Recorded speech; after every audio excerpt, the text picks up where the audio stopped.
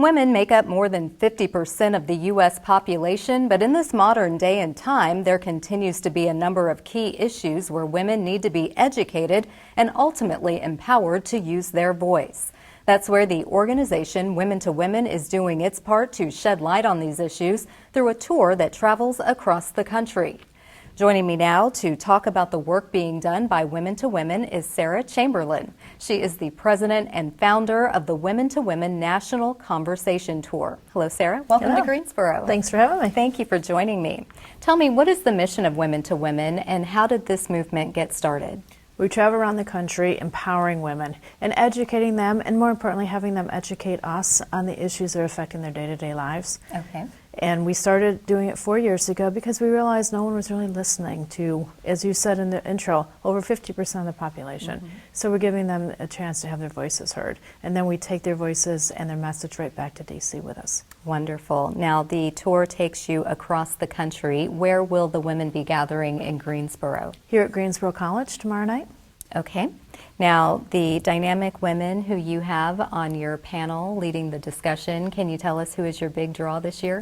Yeah, so we have the founder of Auntie Anne's Pretzels. I think most people probably know her product, but they don't know her story, which is amazing. It's a true empowerment story. She started out, she married her high school sweetheart. She quit school after 8th grade. She started making her pretzels, selling them at flea markets, and today she's an international success. So I look forward to her telling the story and empowering the women in the audience. You never know who the next Auntie Anne sitting there in the audience will be. Absolutely. That's a wonderful motivational story. We also have participation from our local collection of women, Emily Dickens, Robin Hager, and Michelle Geathers-Clark. I'm looking forward to hearing what they bring to the discussion as they each come from very different walks of life. Now, I do find it surprising that in 2019 we are still looking for ways to close the gap in areas that seem so normal: healthcare, equity in pay, and childcare, but not just making childcare available, but making it paid. Mm-hmm. Have you made any progress in those areas? We're making some. We've introduced legislation around equal pay, obviously with the tennis, with female tennis, and of course the female soccer stars. This has become a mainline issue, and it affects every woman, and we consider equal pay not to be a woman's issue, but a family issue. Mm-hmm. So we've had bipartisan legislation, because I do want to emphasize this is not political. Correct. We've had bipartisan legislation introduced to hopefully address that concern. When it comes to paying for childcare, a lot of people don't, if they're not writing the check or putting on the credit card, they don't understand the cost.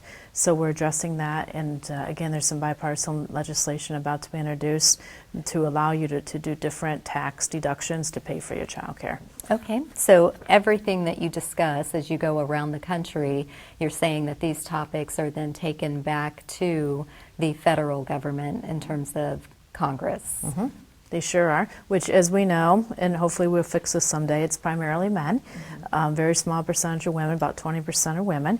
So we bring back these issues, we talk to all of Congress. Again, it's bipartisan, and we've introduced and passed some great legislation around these issues that we've been finding, like mental health care bill, first one since JFK was president, Pell Grants.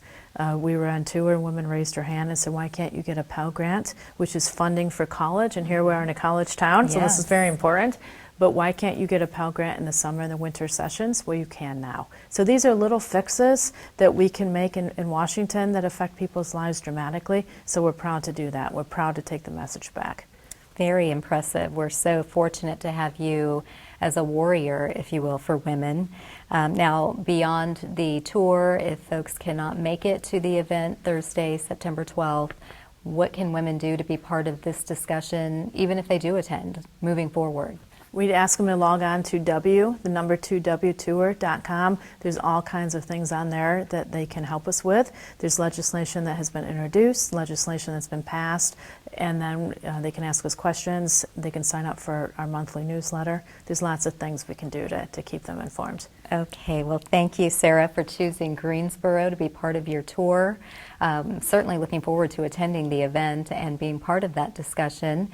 And best wishes and safe travels for the remainder of your tour. Thank you very much. Thank you.